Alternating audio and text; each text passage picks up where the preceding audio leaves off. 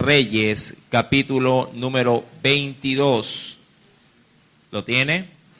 Vamos a leer el texto, versículo 1 al verso número 2. Sí, capítulo 22, verso 1 al 2. Y leemos la palabra del Señor, lo hacemos en el nombre del Padre, del Hijo y del Espíritu Santo. Cuando Josías comenzó a reinar, era de 8 años. Y reinó en Jerusalén 31 años. Y el nombre de su madre fue Jedida, hija de Adaía de Boscat. Verso número 2, ¿podríamos leerlo, por favor? E hizo lo recto ante los ojos de Jehová, y anduvo en todo el camino de David, su padre, sin apartarse a derecha, dice ahí, ni a izquierda. Amén. Así que vamos a inclinar el rostro, hagamos una pequeña oración antes de dar inicio a la enseñanza. Padre Celestial, gracias te damos en este tiempo. Nos permites nuevamente estar aquí en tu casa, en tus atrios. Padre, prepara nuestro corazón, nuestra vida, para poder estar, oh Dios, no solamente de cuerpo, sino también de mente, oh Dios, de alma aquí en este lugar. Llévate más bien, oh Dios, todo pensamiento que pueda distraernos, cualquier cosa que nos esté turbando, que nos esté impidiendo, oh Dios, el poder estar, Padre, con un corazón dispuesto en esta noche. Tómalo tú, Señor, y llévanos cautivos, Padre, a Cristo. Mientras tanto, también, Padre, considera a cada uno de tus hijos que en este tiempo han venido. Señor, concédales, oh Dios amado, conforme a tus misericordias, el poder ser bendecidos con esta palabra. Espíritu Santo, gracias también te doy por los pequeños que han subido, y Señor, ministra también sus vidas, que sean ellos enriquecidos espiritualmente. Padre, acelera los pasos también de tu pueblo que han determinado venir aquí a tu casa, mi Dios, y que todos podamos, Señor amado, no solamente salir con algo más de conocimiento bíblico, sino con ese deseo y esa ansiedad de poner en práctica, oh Dios, tu consejo. Gracias, pues, en el dulce nombre de Jesús. Amén. Hubieron 3 hombres muy destacados dentro de los reyes. El primero, obviamente, encabezando la lista será David. Luego le seguirá, como usted creo que también lo ha visto a través del estudio de Reyes, el gran rey llamado Ezequías. Y para acabar, diríamos aquí, esta terna, está también este rey Josías. Josías saldrá de los lomos de Amón, el cual, como ya lo hemos analizado en enseñanzas pasadas, fue un hombre penoso, guiado a hacer el mal. De hecho, estuvo en los mismos pasos que estuvo Manasés, hijo de Ezequías. Es decir, que vendría a ser el nieto o el bisnieto de Ezequías quien tomaría la misma línea de su padre en cuanto a la tendencia de buscar de Dios. Algo curioso en el versículo 1 del capítulo 22 es la forma en la que la Escritura lo logra enlazar con David, ya que lo hace ver como que si fuese hijo de David directamente. Cuando se lee, nos dice el versículo número 2, nos dice, e hizo lo recto ante los ojos de Jehová, y anduvo en todo el camino de David, su padre. Es evidente de que esta forma o esta expresión tiene mucho que ver, no necesariamente por consanguinidad, sino como también la Biblia nos lo dice a nosotros con respecto a la fe, de que todos los que somos de fe somos hijos también de ¿quién? De Abraham. Algo muy semejante es lo que la Biblia resalta. Ahora, cuando se habla de Josías, se habla también, al igual que se pudo considerar la semana pasada y la antepasada, que su madre jugó un rol muy importante. Por eso es que la Biblia destaca el nombre de ella, como parte de, en este caso, la aparición de Josías en el reinado de Judá. Debemos de entender, mi amado hermano, que estamos hablando, con respecto a la cronología, al tiempo, allá por el año 640 al 600, número 30, antes de Cristo.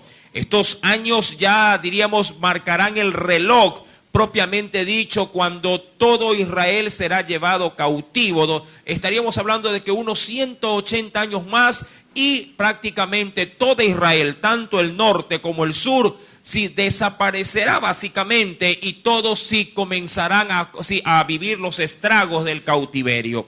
Ahora, cuando vemos acerca de Josías, quisiera también invitarle, como le anuncié al inicio, segundo libro de las Crónicas. Acompáñeme, por favor, más adelante, sí, dentro del texto de los Reyes estará más adelante Crónicas.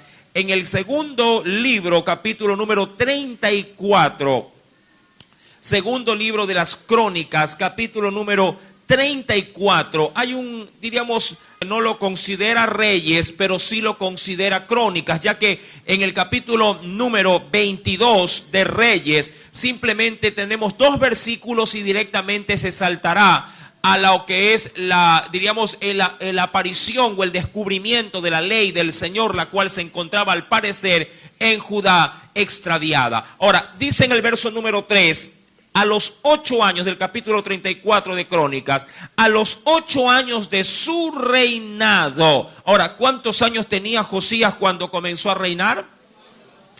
8 años. Sí, y a los 8 años de su reinado, es decir, a la edad de 16 años de su reinado, sí, siendo aún muchacho, comenzó a buscar al Dios de David, su padre. Primera gran lección espiritual para nosotros: la edad no es un impedimento para buscar de Dios. Recuérdelo, sobre todo a los jóvenes, sobre todo a ese gran conglomerado de adolescentes que podrían poner como excusa de que la adolescencia tiene mucho que ver con diversión, con estudio, con preparación, con capacitación. De pronto sí, tratando de experimentar en la vida, en sus primeros años de vida, digo yo, sí, estas novedades que el mundo presenta. Pero, mi amado, hará bien si usted también en su adolescencia, en su niñez, porque a los 8 años comenzó a reinar, recuerde este muchacho. Mi amado, los primeros 8 años de vida, este muchacho fue destacado por buscar de Dios. Y eso es importantísimo, mi amado hermano, porque si usted, y no queriendo dejar a un lado el texto, sino que yéndome un poquito más acá, y acompáñeme por favor al libro de Eclesiastés, quisiera cotejarlo, sí, con este precioso libro. Acompáñeme por favor, no pierda Crónicas, y acompáñeme al libro de Eclesiastés, después de los Proverbios. Nos dirá el pasaje bíblico lo siguiente, después del libro de Proverbios. Vayamos por favor al libro de Eclesiastés y consideremos qué nos dice el Señor con respecto a este consejo que tiene sobre todo para la juventud. En el capítulo número 12 nos dice el Señor a Eclesiastés, capítulo número 12, acuérdate de tu Creador en los días de tu juventud, antes, ¿qué nos dice? Antes que vengan los días malos, dice allí, sí, termino de leer, y lleguen los años de los cuales digas, no tengo, dice aquí, en ellos contentamiento o complacencia, dirán en algunas otras versiones. Mi amado, es que en la juventud o en la adolescencia, diríamos que el ser humano tiene, digo yo, esa libertad que posiblemente después de salir de su estado posiblemente de juventud y pasar a la etapa del matrimonio, mi amado, las responsabilidades lo atarán. Pablo lo veía de otra manera. El casado tendrá, usted lo sabe, ¿qué tendrá un casado? Siempre aflicción. El casado tendrá aflicción, sí, porque él estará más pendiente de ¿qué? Usted sabe el texto, ¿de qué estará más pendiente el casado? De las cosas que están en el mundo y de cómo agradar ¿a quién? A su mujer. Mientras que el soltero, el mismo apóstol lo dirá, el soltero no tiene estas cadenas y es libre. Por eso es que Pablo decía, yo quisiera que los hermanos fuesen como yo. Ahora, se dice que Pablo posiblemente había enviudado o que Pablo simplemente nunca se había casado, pero algo era seguro, Pablo no tenía esposa. De allí la libertad como para poder servir de una manera sumamente amplia al Señor. Ahora, mi querido hermano, la juventud debe de ser el tesoro más valioso en las manos de Dios para explotarlo al máximo. Mi amado, yo sé, como lo dice la Escritura, versículo número, si me acompaña nuevamente, al verso número 1, dice: acuérdate de tu Creador en los días de tu juventud, antes de que vengan los días malos. El problema es que a veces esos días malos llegan prematuramente. Y eso sí es muy penoso. ¿Por qué? Porque a veces de manera muy prematura también enlazamos nuestras vidas en matrimonio. O posiblemente nos llegue alguna situación incómoda, nos llegue alguna enfermedad prematura, nos llegue algún accidente y por alguna extraña razón, o simplemente nos atemos a un trabajo muy joven y cuando nos damos cuenta no nos queda lo que tan valioso es para Dios: tiempo. Tiempo. Mi amado, si algo para el creyente debe de ser muy valioso, es el tiempo. Y Dios quiere que sobre todo sus hijos, aquellos que están saliendo del cascarón, inviertan su tiempo en Él. Y no que no haya, en cuanto a la juventud, tiempo para poder disfrutar de las cosas que Dios ha manifestado en esta tierra para nosotros. Lo hay, pero amado hermano, Dios, diríamos, ha de ser el mejor administrador que nosotros, para que en su tiempo también disfrutemos de sus bendiciones. Pero cuando vamos, mi querido hermano, a Crónicas, la realidad, digo yo, difiere enormemente con lo que un joven anhela en la actualidad. Cuando vamos a Crónicas capítulo 34, me interesa enormemente cómo este muchacho de ahora, ¿de cuántos años? De 16 años, está sumergido, dice la Escritura, comenzó a buscar al Dios de David, su padre, y a los 12 años comenzó a limpiar, o lo que se conoce como a depurar Judá. ¿A depurarlo de qué? Mi amado, de la terrible, sobre todo, idolatría, paganismo y fornicación de lo que su pueblo en el reino del sur se había contaminado. ¿A cuántos años? 16 años. Verso número 3 nos dice: comenzará a limpiar a Judá, a Jerusalén, de los lugares altos, imágenes de acera, esculturas e imágenes fundidas. Verso 4. Derribaron delante de él, dice, los altares de los Baales. Esto es importante y por eso la Biblia lo menciona. Él no dio la orden que por cierto se la iba a cumplir. Así como cuando el centurión le dijo a Jesús: di la palabra, porque así como yo soy hombre de autoridad, tú también eres hombre de autoridad. Y decía el centurión: cuando yo le digo a un soldado, ve, este va. Y si le digo a otro que venga, este viene. Es decir, mi palabra se cumple, sea que yo o no esté presente. Pero en este caso en particular, este jovenzuelo, mi amado, dio la orden, pero él dijo: yo quiero verificar mi orden. Quiero que se haga y no solamente que se me diga que fue hecho. Eso obviamente involucra, diría de alguna forma, hasta dónde él estuvo introducido, en las cosas espirituales. Y eso es importantísimo, mi amado hermano, de estar de alguna forma participando de que la palabra de Dios se ponga por obra, o la voluntad de Dios en nuestras vidas se ponga por obra. Usted podría de hecho decirle en casa, y creo que esto sucede así, usted podría decirle a sus hijos: lean la Biblia, oren antes de dormir, ¿verdad que lo dice? O por lo menos lo sugiere. Pregunto, ¿usted lo verifica? Lo verifica, de alguna manera comprueba que lo que se le está diciendo ha sido hecho. Usted puede decir, oren, y usted sigue en lo suyo, y sus hijos están, diríamos, en su mundo. Ya leíste, sí, ya oré. Mentira. Ya leíste, sí, ya leí. Mi amado, este muchacho no se dejó meter gato por liebre. Por eso es que, vuelvo y repito, es tan importante considerar estos detalles que tiene la Escritura para nosotros. Versículo, acompáñeme por favor nuevamente, versículo número 4. Y derribaron delante de él. Es decir, él no solo dio la orden, él dijo: yo quiero comprobar la orden. Sí, la derribaron delante de los altares de los Baales e hizo pedazos las imágenes. Y mira, por eso es que se adoraba todo lo que estaba en los cielos. A las imágenes del sol que estaban, dice allí, puestas ¿dónde? Puestas encima. Despedazó también las imágenes de acera, las esculturas, estatuas fundidas, las desmenuzó y las esparció, dice allí, el polvo sobre los sepulcros de los que les habían ofrecido sacrificio. Es decir que si de alguna forma hizo añicos todo y lo tiró, mi amado, en los mismos ataúdes, digo yo, de los sacerdotes que también fueron muertos. Eso lo dirá más adelante en el libro de los Reyes. Él no solamente hará derribar lo que causaba la idolatría, sino que también ordenará que se le dé muerte a todos los sacerdotes que ministraban a los ídolos. De allí, mi amado, dice la Escritura, quemó además los huesos de ¿quiénes?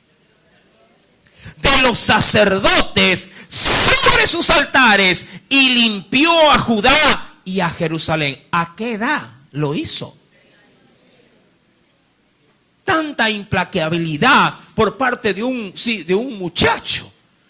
Y al mismo tiempo tanto deseo y tanto celo de Dios para que las cosas en el Señor se hagan de una manera expedita, sin tener riesgo de que algo quede en el aire. Mi amado, cuando uno va a la Escritura, yo creo que la palabra que luego obviamente va a ser, va a ser considerada como un eje central en el reino de Josías, porque al parecer estaba extraviada. Qué curioso. Mucha gente puede perder muchas cosas, pero que se pierda lo que debería de haber estado sobre todo dentro del arca, que era la ley de Moisés, era algo inaudito.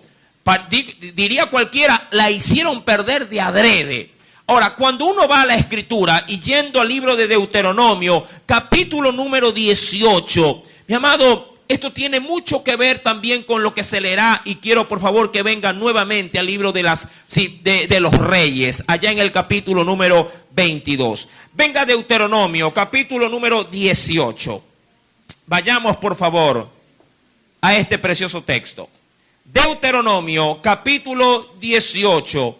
Leamos desde el verso 9 al versículo número 12. Deuteronomio, capítulo número 18. ¿Lo tiene? Dice allí, verso número 9. Cuando entres a la tierra que Jehová tu Dios te da, no aprenderás, dice allí el texto, no aprenderás a hacer según las abominaciones de aquellas naciones. Y la recomendación, iba de la siguiente forma: no sea hallado en ti quien haga pasar a su hijo o a su hija por el fuego. Y eso era obviamente un acto de idolatría, sobre todo para el dios Moloc, que más adelante saldrá. Ni quien practique adivinación, ni agorero, ni sortílego, ni hechicero, ni encantador, ni adivino, ni mago, ni quien consulte a los muertos. Verso 12, léalo por favor.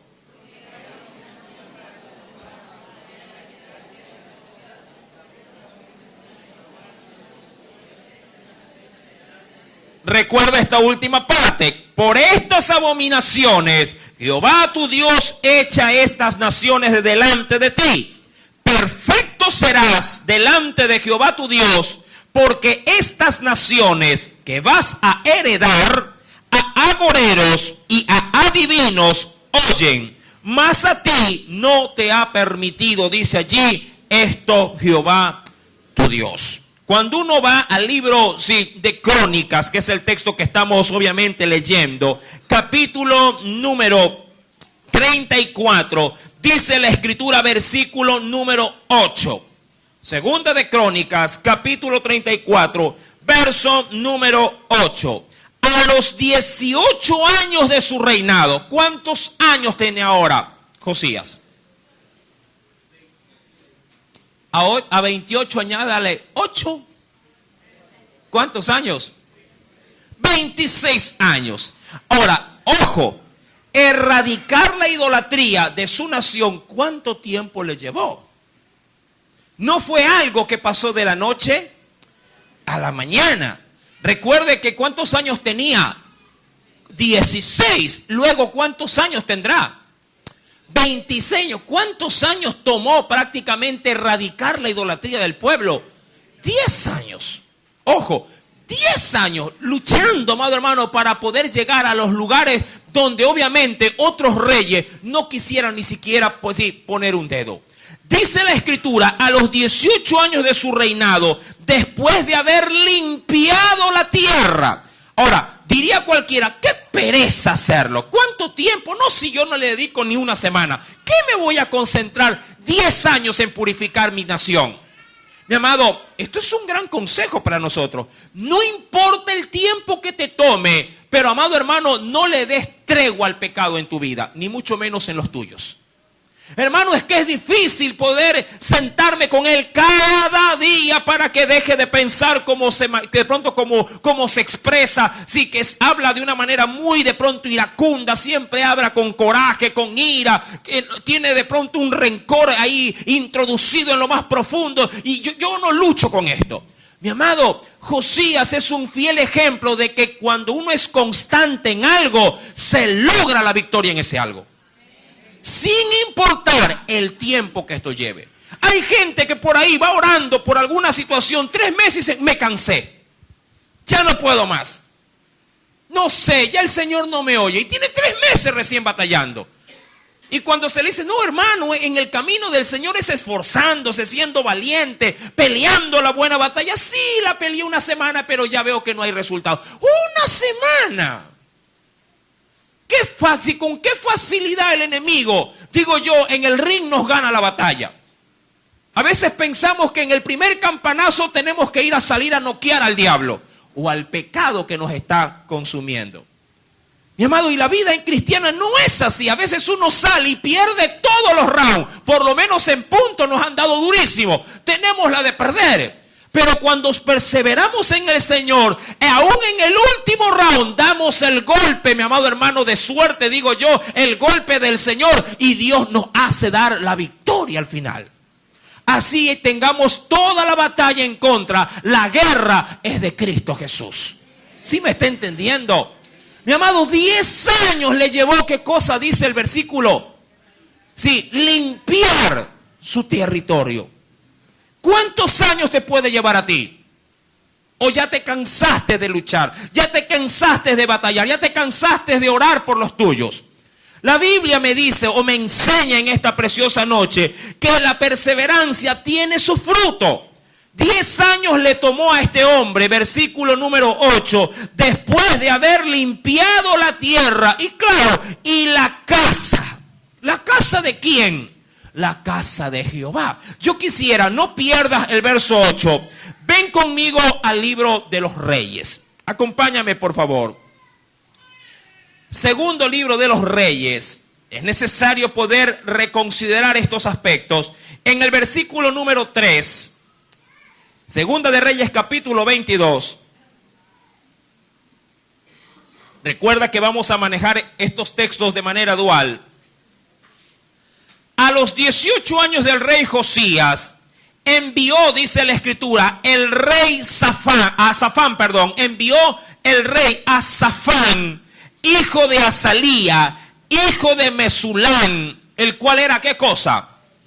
Escriba a la casa de Jehová. Es decir, que recuerda esto, no solamente él se cercioraría de que se erradique el mal fuera del templo, sino también dentro del templo. Ya usted sabe, mi amado hermano, que sobre todo en los tiempos de Manasés, permitió que los ídolos se entronaran dentro del propio tabernáculo. ¿Se acuerda usted la enseñanza pasada? Cómo Dios le hizo ver al profeta Jeremías diciéndole, métete en el templo y mira en un huequito y hazlo más grande y mira toda la porquería que se hace allá adentro. ¿Se recuerda? Mi amado, es allí donde también Josías quiere trabajar. Y dice la Escritura, versículo número 4, porque este fue el mensaje con que le envió a Safán, un príncipe, o un escriba, para que le haga saber al sumo sacerdote, dice la Biblia en el verso 4, Hilcías. Dice al sacerdote Hilcías, y dile que recoja, dice la Escritura, el dinero que han traído a la casa de Jehová, que han recogido del pueblo los guardianes de la puerta, y que lo pongan en manos de los que hacen la obra, que que tienen a su cargo el arreglo de la casa de Jehová y que lo entreguen a las que hacen la obra de la casa de Jehová. ¿Para qué? ¿Qué quería también Josías hacer? Dice la Biblia, para reparar las grietas ¿de qué? De la casa del Señor. Ahora, volvamos por favor a Segunda de Crónicas, capítulo número 34. Segunda de Crónicas, mira que lo vamos a leer de manera dual, he mencionado, para no escapar ningún detalle de todo el desenvolvimiento de este rey. Versículo número 9. Dice la Escritura, vinieron estos al sumo sacerdote Hilcías y dieron el dinero. Es evidente que ya le había pedido Safán que lo haga.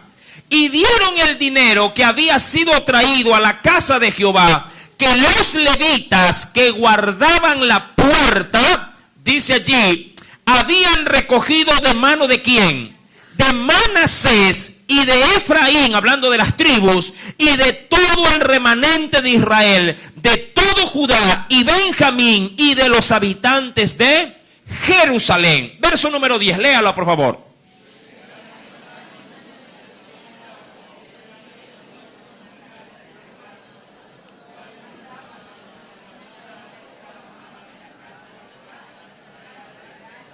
Y restaurar el templo. Ahora, no soy de aquellos que les gusta hacer repetir muchas cosas al pueblo, pero creo que hoy es válido.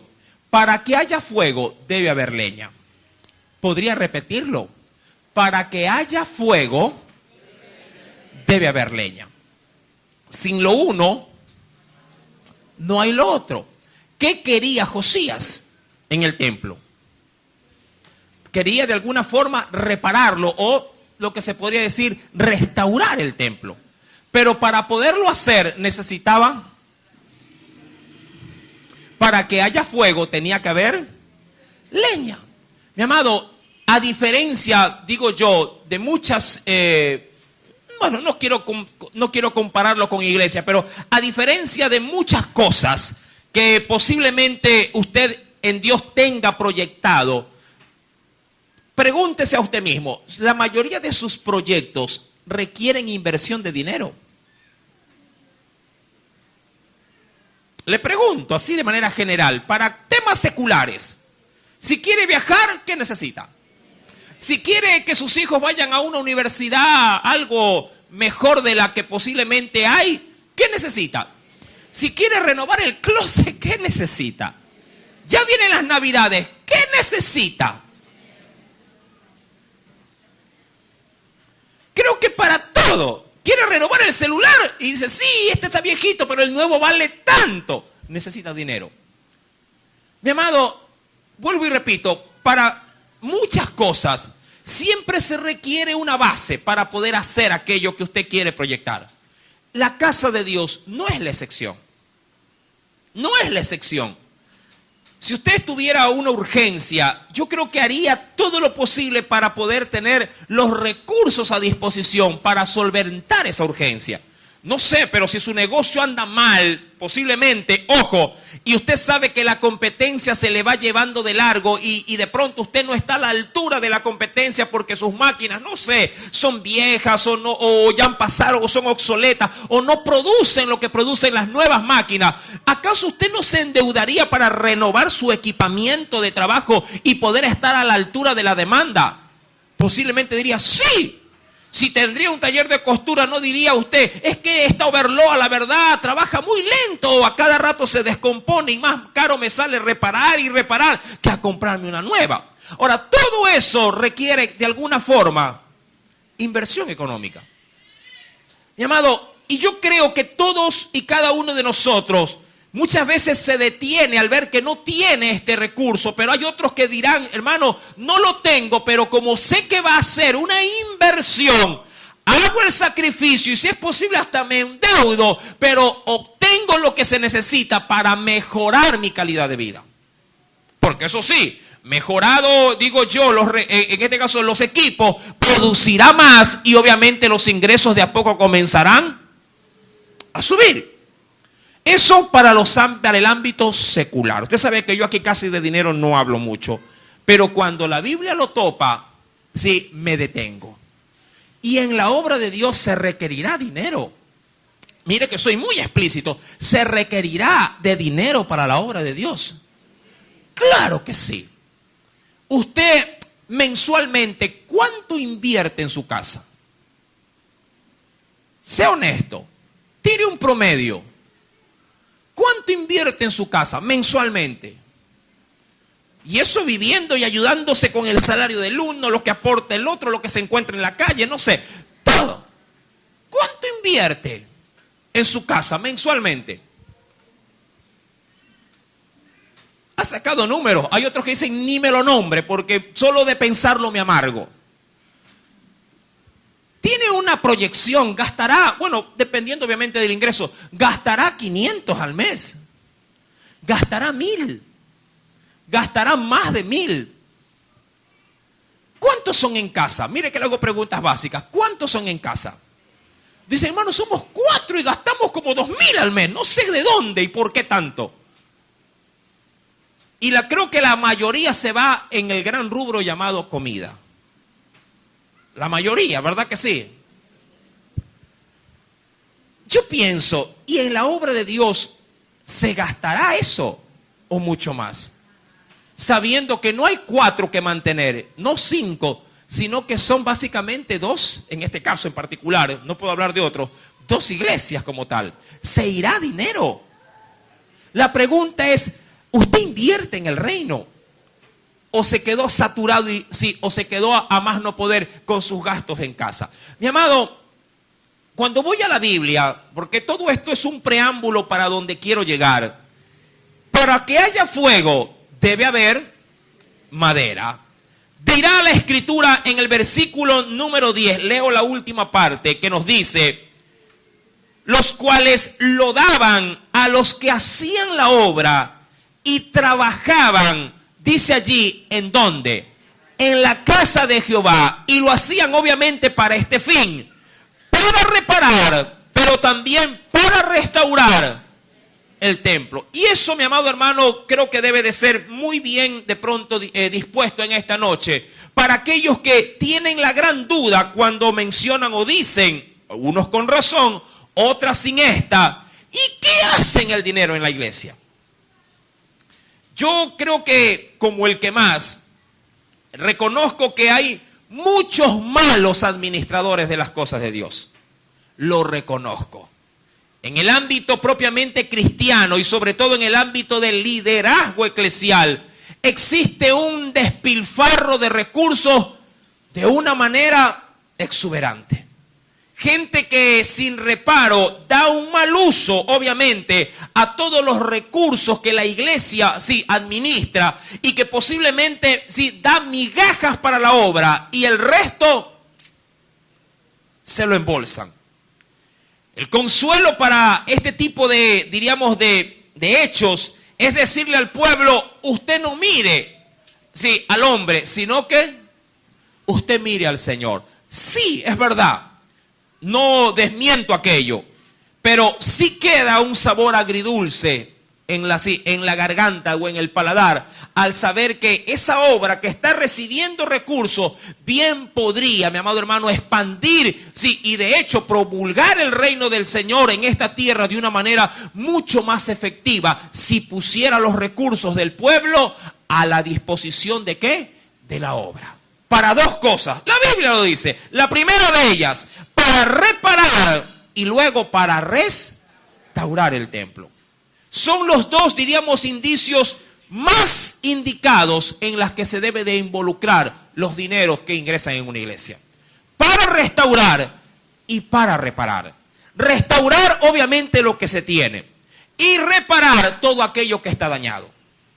Diría, ¿y no es lo mismo? Bueno, si lo quiero ver bajo los 2 ámbitos, es decir, del material y del espiritual, yo sé que en la vida cristiana, muchas de las cosas o las obras que se hacen no se limitan solamente a orar, o a ayunar, o a vigilar. Hay otras que hay que ir un poco más allá del orar, del ayunar, del vigilar o el de hacer cadenas de oración. A veces hay que llegar con contundencia, con efectividad, con el dinero en la mano.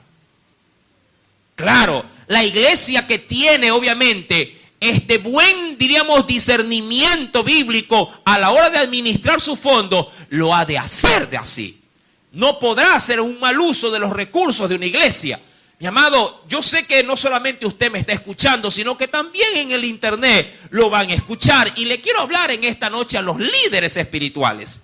Los dineros de una iglesia no son para el pastor. Soy bien claro al decirlo. Los dineros, los diezmos de una iglesia no es para el liderazgo de una iglesia. Es para que pueda ser reinvertido dentro de la misma obra del Señor, sin dejar, claro que sí, sin dejar de que esos que viven del altar lo hagan de manera honesta. Que aprendan a ganarse su salario. Mi amado, porque el que trabaja en la obra ha de comer de la obra, pero no se puede enriquecer de la obra. Y es allí, mi querido hermano, donde la Escritura nos dice en el verso 11 que el pueblo que había dado en aquel entonces, daban, dice la Biblia en el verso 11 de Segunda de Crónicas capítulo 34, daban a sí mismo a los carpinteros, a los canteros, a los que trabajaban en piedra, para que comprasen piedra de cantería, madera para los armazones, para la entabladura de los edificios que habían destruido, dice aquí, los reyes, claro, los reyes anteriores a él. Porque ya otros reyes, cuando cogieron obviamente el reinado, mi amado, prácticamente despilfarraron los recursos y empobrecieron la casa de Dios para dárselo en paga a los asirios. ¿Se acuerda usted cuando estos reyes, daban a los reyes de Asiria todos los recursos, el oro que tenía la iglesia? Para de alguna forma hacer treguas y buscar una paz efímera o momentánea. Mi amado, eso empobreció la calidad, obviamente, no solo de la estructura, sino la calidad de vida también de los que vivían del altar. Recuerda que toda una tribu se mantenía y se sostenía para poder nuevamente, obviamente, reinvertir su esfuerzo al servicio del propio pueblo. Pero dice la Escritura en el versículo número 11 que este pueblo lo hizo y se lo dio obviamente a la gente idónea para el trabajo. Verso 12, y estos hombres procedían, ¿de qué manera cuando recibían el dinero? Dice que procedían con fidelidad en la obra. Eso significa que cuando iban a comprar, no sé yo, bisagras, le decía, ¿qué cuesta un par de bisagras? Le decía, vale $3, perfecto, póngale 10. Yo conozco gente así. Pero le pongo 10, sí, póngale 10, porque tengo que sacar la mía. ¿Cuántos hacen así los trabajos? ¿Cuántos revuelan así? Yo podría decir que conozco a alguien que cuando le da mantenimiento a la iglesia, no aquí, por cierto, hacía estas cosas. Y lo hizo por años, y por años se engordó los bolsillos. Pero también por años nunca salió de la miseria. Seguía siendo, digo yo, el calamitoso hermano. Es que lo que de mal viene, mal se va. Y dice la Escritura que estos hombres procedían con fidelidad en la obra y eran, dice la Biblia, sus mayordomos, dice Jaak, Abdías, levitas de los hijos de Merari, Zacarías y Mesulán de los hijos de Coat, para que activasen la obra, y de los levitas todos los entendidos en instrumentos de qué también, de música. Es que en la obra de Dios, mi amado hermano, si bien es cierto, usted o muchos de ustedes vienen, se sientan, se paran y se van, no están al pendiente de todos, diríamos así, de los detalles y de los gastos que emana una obra. Aquí posiblemente si se quema algo, como me recuerdo tanto ocurrió, si cuando hubo un mal manejo, digo yo, de la empresa eléctrica en cuanto al abastecimiento de las redes, y vino cualquier cantidad de equipo. El pueblo posiblemente dice, bueno, no funciona, pero al otro culto ha de estar prendido. Pero el gasto que implica, aquí en parlantes, me imagino, ¿cuánto se gastó? Como será unos $300. Más o menos, reparando. Yo con 300 me compro un parlante. Y el asunto no solamente, digo yo, se detiene a eso, sino que ¿quién los baja? ¿Quién los sube? ¿Quién los transporta? ¿Quién los lleva? La pregunta es, ¿esto demanda gastos? Claro que demanda gasto. Pero quien administra el dinero debe de ser, como lo dice la Biblia, un hombre fiel. Ahora, cuando uno va a la Biblia, porque no quiero descartar lo que dice el Nuevo Testamento, cuando uno va a la Escritura y lee en la primera carta a los Corintios, capítulo número 4, verso número 2, primera de Corintios 4, verso 2, dice allí, entre otras cosas, a los que quieren servir al Señor y que obviamente llevarán sobre sus hombros una gran responsabilidad, dice el Señor, ahora bien, se requiere de los administradores, ¿de qué? De la obra. Que cada uno sea hallado, ¿qué cosa? Fiel. Y cuando habla de fidelidad, entre otras cosas, también habla de la honestidad. La fidelidad manifiesta, entre otros atributos, honestidad. No trata de buscar cómo gano, cómo refilo, dicen algunos, cómo le saco más dinero, sino que se trata de inclusive, a mí me ha tocado, lo digo con mucha honestidad, me ha tocado de ponerme la mano en el bolsillo y decir, no importa, es para la obra, aquí yo no pierdo. Hay gente que piensa que uno pierde cuando da algo para el Señor. Muchas veces tenemos en nuestro criterio de que si doy solamente lo limitado, pero no puedo excederme más allá del límite. Mi amado, en el Señor uno debe darse a uno mismo. Digo yo, lo que tengo en la billetera, mi amado hermano, no me puede limitar. Porque cuando nos toca a veces dar mucho más allá de la obra o de lo que se pide o lo que dice un diezmo, mi amado, allí es donde se marca la diferencia entre un hombre liberal y un hombre que solo cumple el requisito. Aquellos que estuvieron en los orígenes, sobre todo de esta iglesia, no puedo hablar de otras, sino de lo que conozco. Mi amado, este lugar, aun cuando es muy sencillo, por cierto, y tiene de pronto, gracias a Dios, los implementos que son necesarios como para poder sobrellevar esta obra. Mi amado, mucha gente aquí dio sangre, sudor y lágrimas con lo que usted ve. Y muchas de las cosas que usted puede percibir y palpar ahora son fruto de aquellos que posiblemente ya ni siquiera están en la iglesia. Me recuerdo tanto que esta obra, sí, comenzó no con televisores, comenzó con un proyector, ¿se recuerda? Y usted recuerda cómo se lo compró. ¿Quién de ustedes puede decir, hermano, yo me acuerdo que di para el proyector? ¿Quién me levanta la mano? Solo para confirmar. ¿Quién me levanta la mano y me dice, hermano, yo di para el proyector? Eso es lo que quiero que vean. Ninguno dio para el proyector. ¿Y cómo salió el proyector? Eso es lo que quería. ¿De dónde salió el proyector? Amado, alguien se puso la mano en el bolsillo y dijo, yo doy para el proyector. Eso es lo que quiero que usted de alguna forma valorice en la obra del Señor. Hay gente que sí está dispuesta a dar mucho más allá de las fuerzas. Claro, el proyector ya no está, ya se quemó, ya dio porque se lo prendía de lunes a domingo, digo yo. Y en todos los cultos. Mi querido hermano, cuando uno va a la Escritura, dice en la carta de Filipenses, capítulo número 4. Es importante reconocer esto en la Biblia. Luego volveremos obviamente a Crónicas y a Reyes. Ven conmigo, por favor. En la carta de Filipenses. ¿Lo tiene?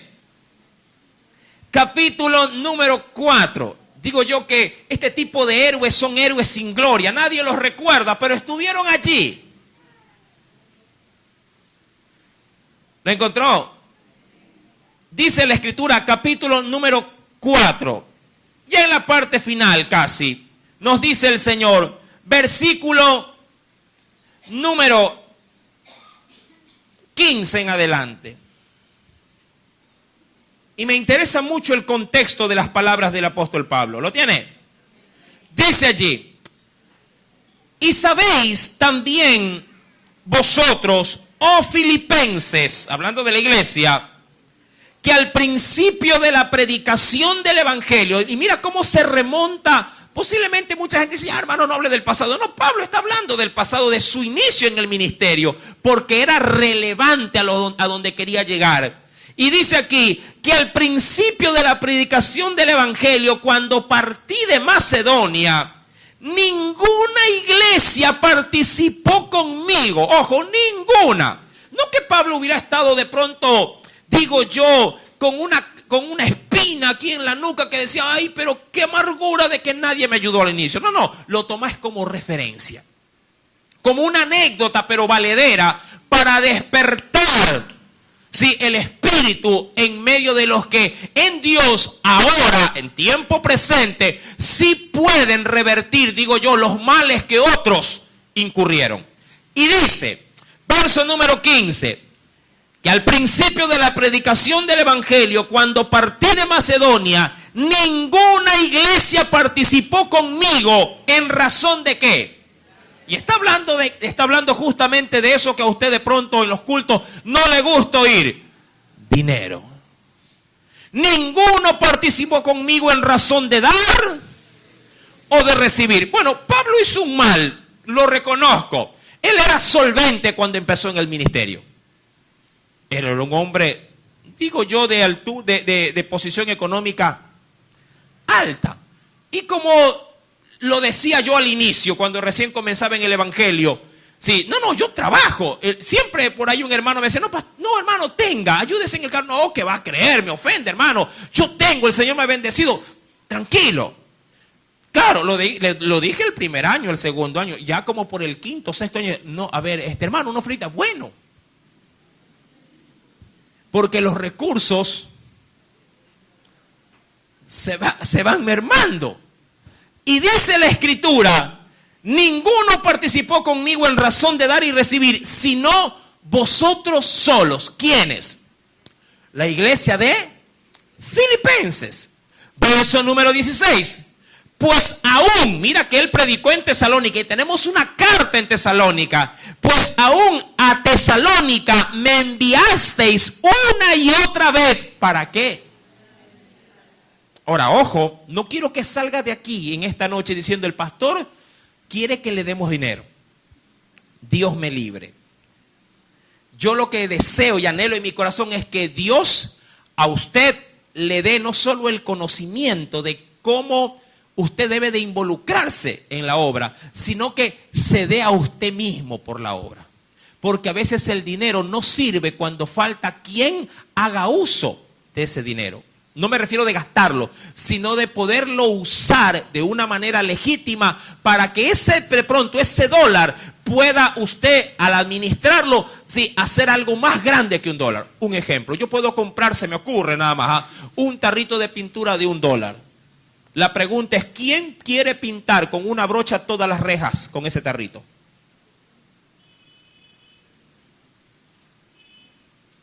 ¿Qué es más costoso?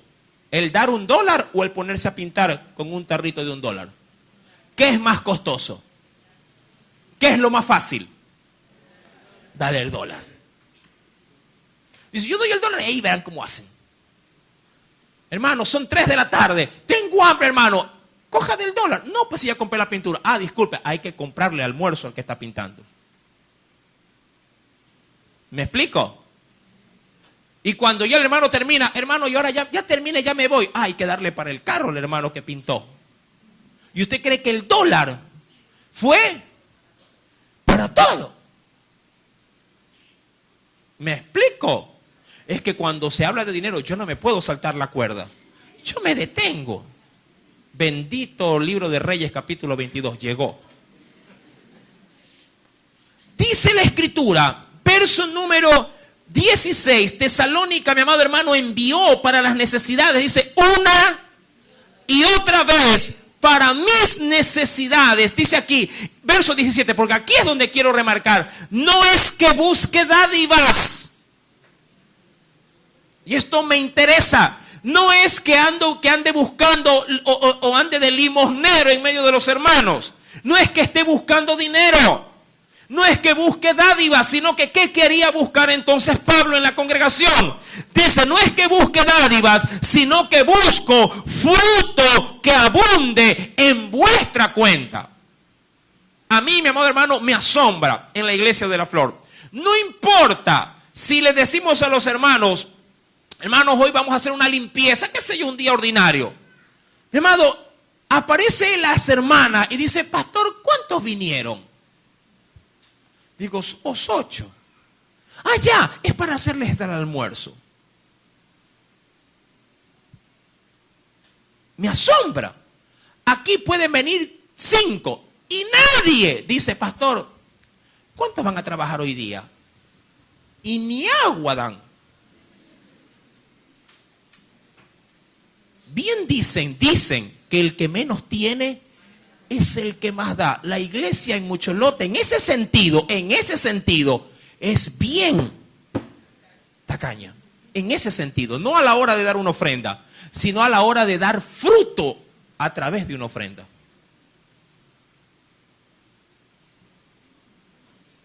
Yo me recuerdo tanto cuando recién comenzamos la obra allá, pero aquí se tejieron los hierros en un local más allá que nos prestaron. Me recuerdo tanto que el primer día nos rellenaron. Había jugo en el desayuno, en el almuerzo, en la merienda. Almuerzo era hasta variado. Al siguiente día no había ni agua. Y la obra duró 3 años. Se lo aseguro. El primer día yo decía, wow, la gente venía a trabajar porque decía, se come bien trabajando en la iglesia. A la semana siguiente y a los hermanos ya no querían venir, porque, hermanos, nos están matando de hambre. Pablo buscaba, dice la Biblia, fruto que abunde en vuestra cuenta. Y dice el 18 para concluir esta parte, pero todo lo he recibido y tengo en abundancia. Mi amado, obviamente queriendo ir al libro inicial de estudio, que está entre Crónicas y Reyes, dice segunda de Crónicas capítulo 34, versículo número 13, dice, también velaban sobre los cargadores y eran mayordomos de los que se ocupaban en cualquier clase de obra.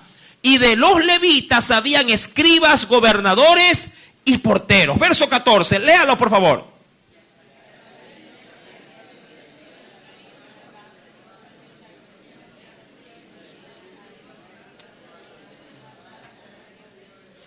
Pregunto, ¿coincidencia o providencia?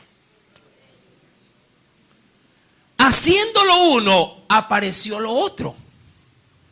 La pregunta es, ¿y qué hacía el libro de la ley metido en dónde? ¿En dónde estaban? ¿Dónde estaban ahorita los servidores del Señor?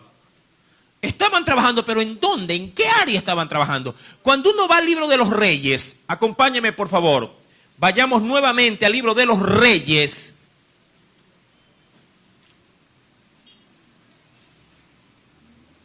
Capítulo número 22. Libro de los Reyes, capítulo número 22. Nos dice el Señor. Leo obviamente desde un poquito más atrás, verso número 6, donde ya comienzan a dar la lista de los que trabajaban. A los carpinteros, maestros y albañiles para comprar madera y piedra de cantería para reparar la casa. Y que no se les tome, decían ellos, no se les tome en cuenta del dinero cuyo manejo se les confiere, porque ellos procedían ¿de qué manera?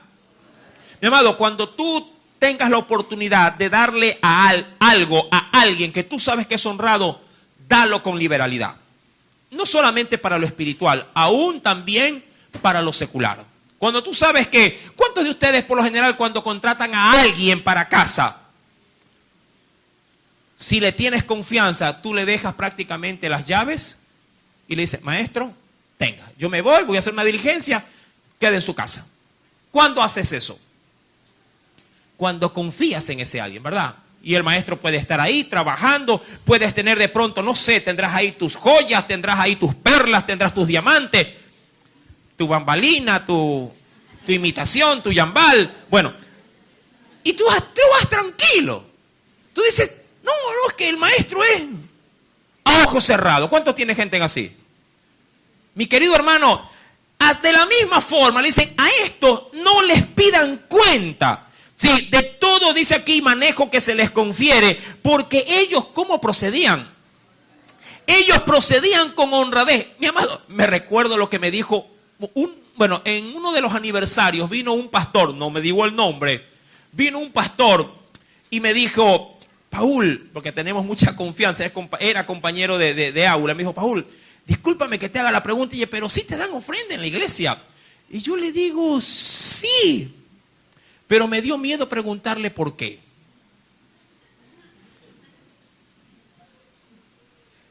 Yo que conocí al hermano de muchos años atrás, mente honrado, lo reconozco, no pongo las manos en el fuego por nadie, pero yo creo que sí podríamos poner las manos en el fuego por Cristo y por los que quieren servir a Cristo de manera honrada.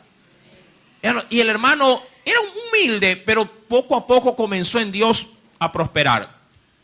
Y él vino esa vez en un carrito, no digo último modelo, pero un carrito muy, muy bonito. Y cuando obviamente me vio llegar, me dijo, ahí fue que me preguntó, por eso me dio recelo decirle, ¿y por qué me lo pregunta? Me dijo, oye, ¿sí te dan ofrenda? Digo, sí, pero pero ¿sí te alcanza? Sí, ¿cómo? Me he visto y gracias a Dios, aquí estoy. Ah, me dice, ya qué bien, y me cambió el tema. Y yo dije, Señor, ¿qué pasó? Yo me miré y dije, Señor, ¿qué pasó? ¿Dónde está el parche? Dije, no sé.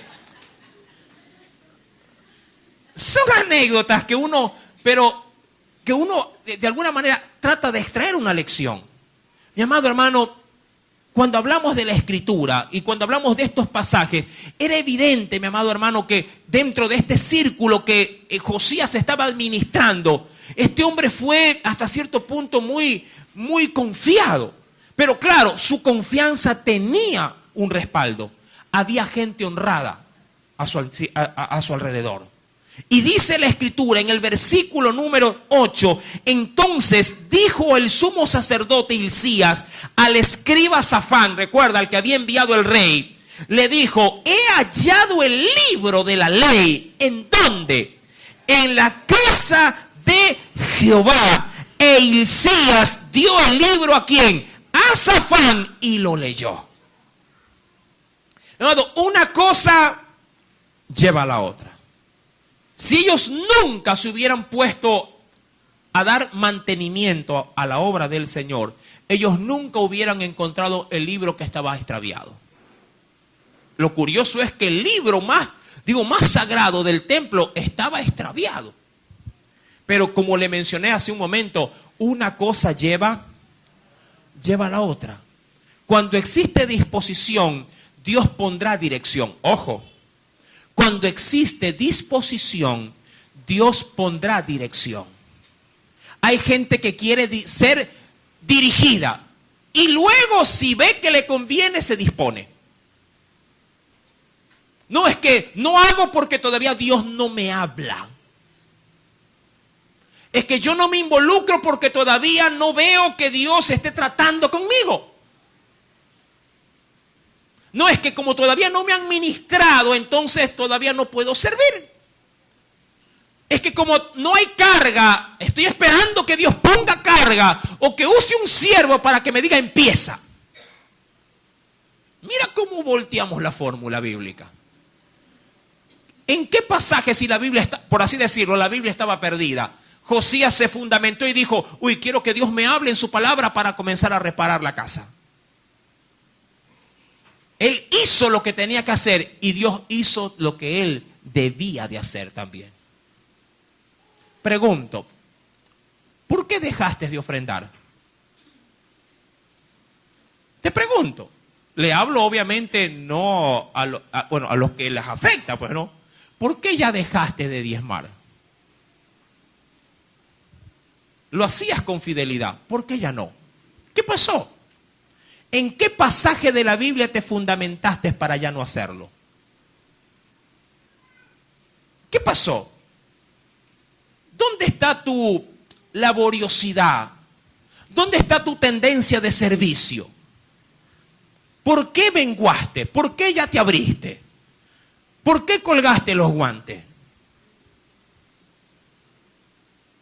Mira el ejemplo de la Biblia. A ellos, o por lo menos al rey, nadie le dijo, hazlo. Él dijo, lo debo de hacer. Y en el camino Dios resarció su paga. ¿De qué manera? dándoles nuevamente el privilegio de tener ¿qué cosa? Entre ellos, su palabra, la cual dice la Biblia estaba extraviada. Es que cuando, mi amado hermano, hay disposición, ojo, cuando hay disposición, no importa si me sé o no me sé los versículos bíblicos. Como hay mucha gente, mira, yo he aprendido esto a lo largo de este pequeño tiempo. ¿Sí?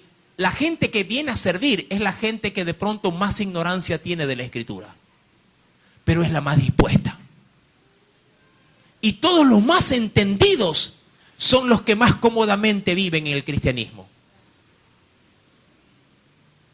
Vienen a evangelizar los que no saben, pero tienen en su interior el deseo de ganar almas. Y los que saben de hermenéutica y de homilética, mi amado, están refugiados tras un escritorio y no comparten lo que Dios les dio a través de las Escrituras. Qué curioso, qué contradicción.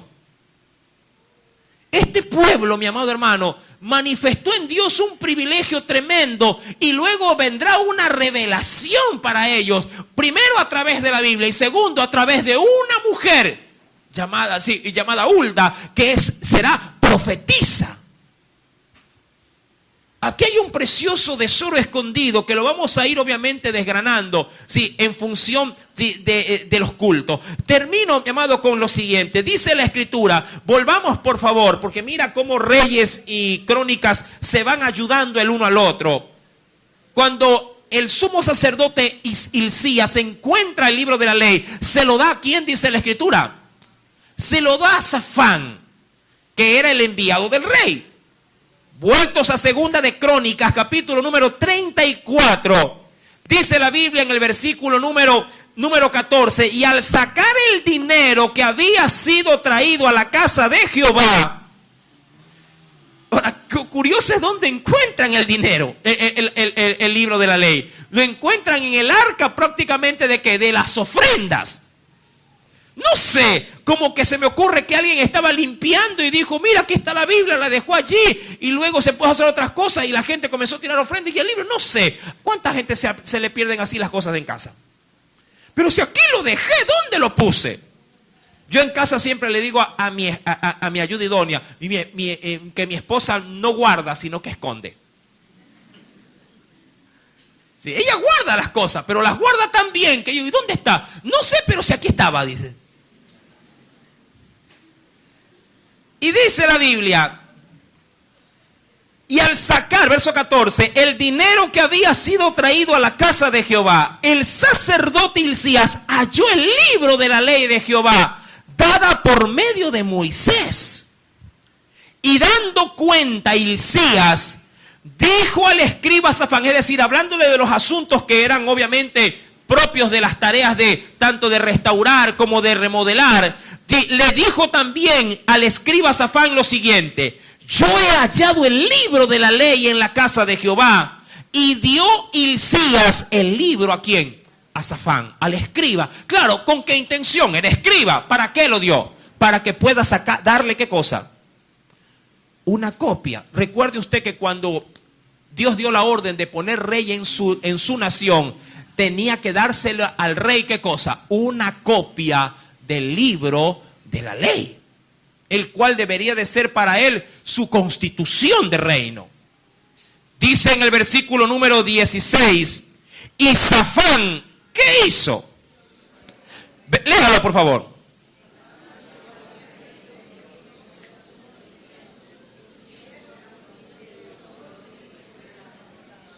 Han reunido el dinero que se halló en la casa de Jehová y lo han entregado en mano de los encargados y en mano de los que hacen la obra.